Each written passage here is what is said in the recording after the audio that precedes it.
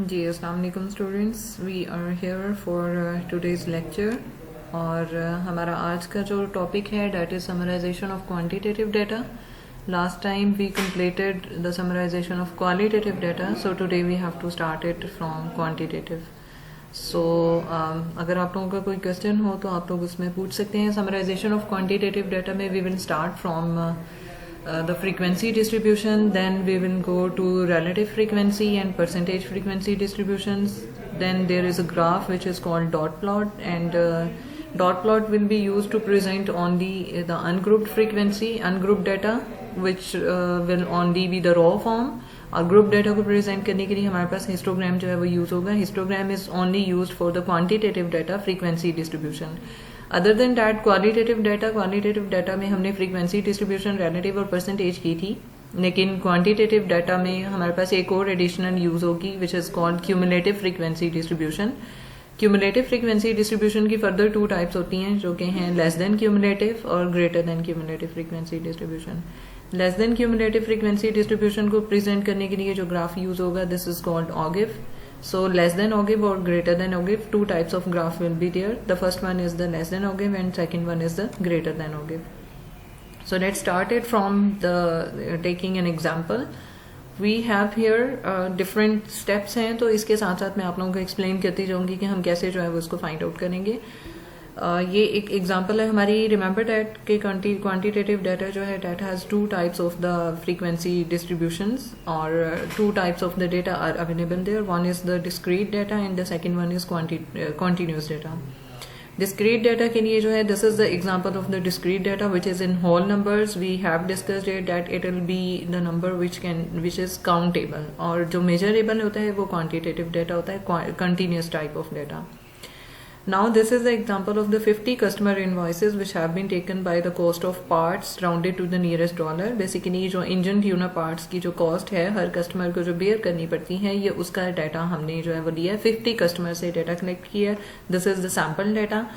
Now all of these are the figures which are the invoices of all of those 50 customers, and how what is the nearest dollar cost, so it's listed here. So let's start it here. Now the question is that for the 50 number of observations, how we can tabulate these, कितनी number of groups होने चाहिए। जैसे qualitative में हमारे पास था कि उसमें तो क्वालिटीज थी, उसमें डिफरेंट ग्रुप्स थे, हर क्वालिटी को एक एक कैटेगरी के नाम से जो है वो सेपरेटली रिप्रेजेंट कर दिया गया था।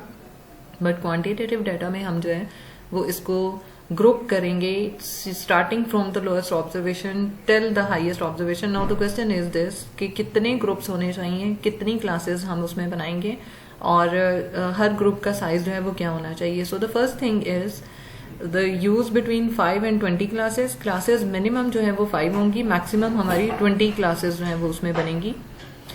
And then data sets with the larger number of elements usually require larger number of classes. उसमें बहुत ज्यादा हमें क्लासेस जो है वो बनानी पड़ती हैं। जहां पर स्मॉलर डेटा सेट्स होते हैं वहां पर स्मॉलर क्लासेस हैं, फ्यू क्लासेस हम बनाते हैं। सो इस that's why we are saying within 5 and 20 minimum 5 classes बन सकती हैं और मैक्सिमम 20 क्लासेस बन सकती हैं। लेकिन इसके लिए एक 2⁻k फॉर्मूला यूज होता है। I am repeating it here. मैं आप लोगों को एक वीडियो ट्यूटोरियल में भी इसकी जो है वो अपलोड कर दूंगी कि 2⁻k का क्या फॉर्मूला है। हम यहाँ पर 2⁻k फॉर्मूला यूज करते हैं। k is the any positive integer जिसको अगर हम 2 की पावर में लेंगे so its answer should be greater than the total number of observation जो कि हमारी सैम्पल साइज में हैं। So here for this data k equal to 6, 2⁻6 will be 64 which is greater than the sample size जो कि हमारा sample size 50 का है। सो 50 और 64 के बिटवीन खासा डिफरेंस है। सो हम लोग इसमें जो है वो डाटा लेंगे 2⁻6, दैट मीन 6 क्लासेस बनाएंगे इस डाटा के लिए। लेट्स सपोज कि हमारे पास अगर 60 या 70 नंबर सैम्पल साइज है तो उसके लिए हमें जो है वो k की कौन सी वैल्यू लेनी पड़ेगी। k आप 0 से ऑनवर्ड स्टार्ट करते हैं और उसको 2 में लेते रहते हैं, और जो जो उसका आंसर आता जाता है उसको आप सैम्पल साइज से कंपेयर करते हैं। अगर वो सैम्पल साइज और उसके दरम्यान डिफरेंस बड़ा है दैट मीन्स कि 2⁻k का जो आंसर है this should be greater than the sample size. तो अगर सैम्पल साइज 50 है तो वैल्यू अगर 64 आ रही है तो there is a difference between these. So that means कि हम 50 ऑब्जर्वेशंस को 64 की स्पेस में इजीली जो है वो ग्रुप कर सकते हैं। अगर हमारे पास 60 और 70 सैंपल साइज होता है तो उसके लिए हम क्या करेंगे, 2⁻7 ले लेंगे। डैट मीन्स के की वैल्यू जो है वो वहां पर हम क्या लेंगे, 7 लेंगे। 2⁻7 मीन्स 128, तो 60 और 70 ऑब्जर्वेशंस के लिए 128 की खासी इनफ स्पेस आ जाती है उसमें। सो डैट मीन्स कि वहां पर हम नंबर ऑफ क्लासेस जो हैं, जो कि के है, के will represent the total number of classes, और वो हमारे पास कितनी बनेगी, 7 बनेगी अगर हमारे पास 60 या 70 का सैंपल साइज है। आप लोगों को पता है कि सैंपल साइज जो है वो स्मॉल एन से रिप्रेजेंट होता है। अब उसके बाद क्वेश्चन ये आता है कि अगर हमने 6 नंबर ऑफ क्लासेस बना ली हैं तो उनका साइज क्या होना चाहिए, डैट मीन्स कि उसकी विथ कितनी होनी चाहिए।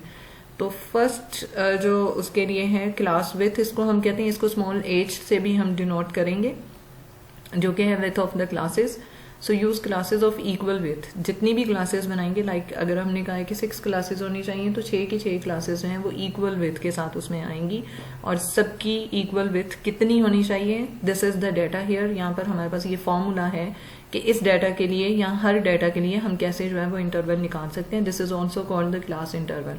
इसको स्मॉल h से डिनोट करते हैं, which is largest data value minus smallest data value divided by the total number of classes. Largest data value उस डाटा में जो मौजूद होगी उसको आप सब्ट्रैक्ट करोगे उसमें से स्मॉलेस्ट डाटा वैल्यू को, रेंज आ जाएगी हमारे पास ये, और उसको हम डिवाइड करेंगे by the total number of classes जो हमने फर्स्ट स्टेप में फाइंड आउट की है, which was 6, k equal to 6। ठीक है, तो यहाँ पर हमारे पास इस डाटा के लिए जो लार्जेस्ट डाटा वैल्यू थी वो 109 है, स्मॉलेस्ट डाटा वैल्यू इज 52। तो 109 माइनस 52 करेंगे, 57 आ जाएगा। 57 divided by 6 will be 9.5 something.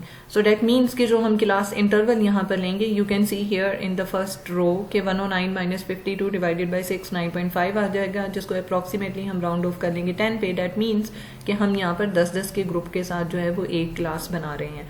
सो इसकी क्लासेस आप लोग यहाँ पर ये बनी हुई देख सकते हैं कि 50 से हमने स्टार्ट किया, हमारी स्मॉलेस्ट डाटा वैल्यू जो थी वो 52 थी, बट क्योंकि इंटरवल हम 10 का ले रहे हैं, so it's very easy for us to count the 10 observation. So we will start from 50 and 10 के डिफरेंस से ये सारी क्लासेस जो हैं वो इसमें बन जाएंगी। अब इसके साथ एक और चीज है कि आप लोग इसमें टैली का कॉलम मार्क कर देंगे, यहाँ पर एक कॉलम ऐड करेंगे विच इज कॉल्ड टैली। आप ईच ऑब्जर्वेशन को वहां पर जो है वो काउंट करते जाएंगे, जैसे इस डाटा में है यहाँ पर 50 से 59 के बिटवीन आप ऑब्जर्वेशन फाइंड आउट करेंगे। जहां पर आपको ऑब्जर्वेशन मिलेगी उसको वहां से कट करके उसके अगेंस्ट जो है वो एक टैली मार्क कर देंगे, and after counting the tallies जो आपके पास फ्रीक्वेंसी डिस्ट्रीब्यूशन आएगी वो ये होगी। But you have to make sure कि इन सारी फ्रीक्वेंसीज का जो सम है वो equal to total number of sample size होना चाहिए। इसके बाद जो है वो आता है फ्रीक्वेंसी, रिलेटिव फ्रीक्वेंसी डिस्ट्रीब्यूशन और percentage frequency. Relative frequency distribution as you guys know के जैसे आपने क्वालिटेटिव में फाइंड आउट किया था, ईच फ्रीक्वेंसी को divided by the total frequency करेंगे, जो कि हमारे पास लाइक यहाँ पर थी विच वॉज 2, तो 2 को डिवाइडेड बाय 50 करेंगे तो हमारे पास क्या आ जाएगा, इसकी रिलेटिव फ्रीक्वेंसी आ जाएगी। इसी तरह से 13 divided by 50, 16 divided by 50, 7 divided by 50, तो यू कैन सी हियर कि ये इसकी सारी रिलेटिव फ्रीक्वेंसीज आ गई, और रिलेटिव फ्रीक्वेंसीज का सम जो है वो हमेशा इक्वल टू 1 होना चाहिए, ये इसका सम है।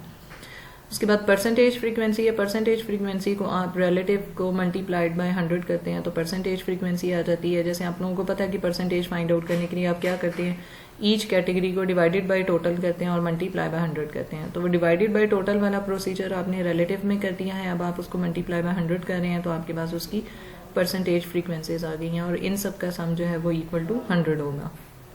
तो ये 3 चेक्स हैं जिनको करने के लिए आप लोग जो है वो उसमें फाइंड आउट कर सकते हैं कि इनका सम जो है वो कैसे इंटरप्रिटेशन होगी। डैट मीन्स अगर ये सम्स इक्वल आ रहे हैं तो उसका मतलब ये है कि आपका जो फ्रीक्वेंसी डिस्ट्रीब्यूशन था वो एग्जैक्टली आपने सारी ऑब्जर्वेशन हैं वो उसमें रिकॉर्ड करनी है।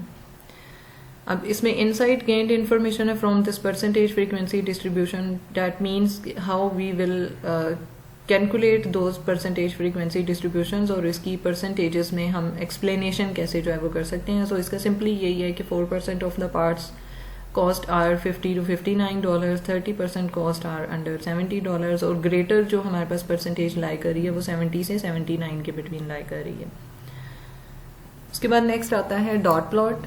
This is the graph which is the most simplest graphical device जो कि यूज होती है क्वांटिटेटिव डाटा को रिप्रेजेंट करने के लिए जब वो रॉ फॉर्म में होता है। अगर रॉ फॉर्म में आप डाटा को प्रेजेंट करना चाह रहे हैं तो उसके लिए आप क्वांटिटेटिव डॉट प्लॉट यूज करते हैं, और डॉट प्लॉट में क्या होता है, सिर्फ हॉरिजॉन्टल एक्सिस यूज होती है जिसके ऊपर एक ही एक्सिस है विच इज कॉल्ड एक्स एक्सिस। इसमें वाई एक्सिस पे शो करने के लिए आपके पास फ्रीक्वेंसीज वगैरह नहीं होती, सो एक ही एक्सिस यूज होगी। और आप इसमें क्या करते हैं कि each data value is presented by a dot placed above the axis. If one value is being repeated more than once, 2 या 3 दफा जो है वो ऑब्जर्वेशन रिपीट हो रही है, तो आप उसी में वर्टिकल फॉर्म में जो है वो उसके ऑब्जर्वेशंस को प्लॉट कर देते हैं, यानी डॉट्स प्लॉट कर देंगे। तो 3 डॉट्स मीन्स कि this observation is being repeated 3 और 4 टाइम्स। लाइक यहाँ पर आप देख सकते हैं कि 62 वाज द ऑब्जर्वेशन जो कि 4 टाइम्स रिपीट हुई है, तो हमने उसमें वर्टिकल फॉर्म में 4 डॉट्स प्लॉट कर दिए हैं। And when you will complete all of this procedure, so you can see here कि ये यहाँ पर इसका जो है वो पूरा एंड तक सारी ऑब्जर्वेशंस प्लॉट हो जाएंगी। And this is the complete procedure के यहाँ से 52 से ऑनवर्ड 70 to 79 के बिटवीन मैक्सिमम जो है वो इनवॉइसेस आ रही हैं। तो ये डाटा की प्रेजेंटेशन है in terms of the graph which is the simplest form of the dot plot. Dot plot के बाद जो नेक्स्ट ग्राफिकल डिवाइस यूज होती है, this is called histogram. Bar graph हम डिस्कस कर चुके हैं क्लास में। बार ग्राफ के बाद जो चीज़ आएगी, this is the histogram. Histogram जो है वो क्वांटिटेटिव डाटा के लिए यूज होती है, जो कि डिस्क्रीट और कॉन्टिन्यूस दोनों के लिए यूज हो सकती है। इसमें एक्स एक्सिस पे अगेन हम जो है वो हॉरिजॉन्टल एक्सिस पे यूज करते हैं क्लासेस को। क्लास इंटरवल्स लेंगे, बट रिमेंबर दैट थिंग, यहाँ पर क्लास इंटरवल की बजाय हम क्लास बाउंड्रीज को यूज करेंगे। क्लास बाउंड्रीज जो है वो कैसे बनाते हैं, इसमें आप ईच डिफरेंस लेते हैं, अपर limit of the first class and lower limit of the second class. उसमें 1 यूनिट का गैप होता है। 1 यूनिट गैप को डिवाइडेड बाय 2 करेंगे, आपके पास जो है वो आ जाता है 0.5। जैसे कि आप इसमें देखो, अगर यहाँ पर this is 1 unit gap, upper limit of the first class and lower limit of the second class. इसी तरह से किसी भी अपर लिमिट और नेक्स्ट क्लास की लोअर लिमिट का डिफरेंस लोगे तो there is always a 1 unit gap. इस 1 यूनिट को आपने डिवाइडेड बाय 2 करना है, 0.5 आएगा। उस 0.5 को आप माइनस करेंगे from all of the lower limits और 0.5 ऐड करेंगे फ्रॉम ऑल अपर लिमिट्स। तो ये आपके पास जो upper limit of the first class और lower limit of the second class है, ये यहाँ पर सेम हो जाएंगी। ये हम इस वजह से बना रहे हैं ताकि हम हिस्टोग्राम में जो है वो इसकी कंटिन्यूएशन को शो कर सकें।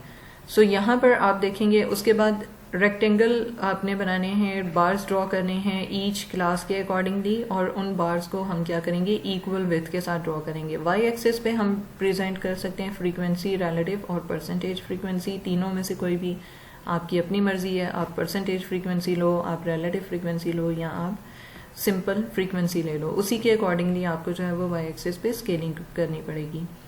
और इक्वल विड्थ के बार ड्रॉ करेंगे up to the height of that frequency. और इसमें क्या होगा कि unlike bar graph, histogram has no natural separation between rectangles of adjacent classes. तो एडजेसेंट क्लासेस होती हैं, इसमें सेपरेशन नहीं होती है, सो इस वजह से ये हमारे पास बार जो हैं वो एडजेसेंट शो होंगे। जैसे कि आप लोग यहाँ पर देख सकते हैं, दिस इज द हिस्टोग्राम। यहाँ पर क्या है कि आपको यहाँ पर इसकी लोअर लिमिट्स शो हो रही हैं, लेकिन हम यहाँ पर लोअर लिमिट्स की जगह क्लास बाउंड्रीज यूज करेंगे। दैट मीन्स ये 50 की जगह 49.5 होगा। This will be 59.5, 69.5, 79.5, 89.5। वो जो क्लास बाउंड्रीज हमने बनाई हैं, उन क्लास बाउंड्रीज को आप यहाँ पर प्लेस करोगे। In this graph we used the frequencies on the Y axis.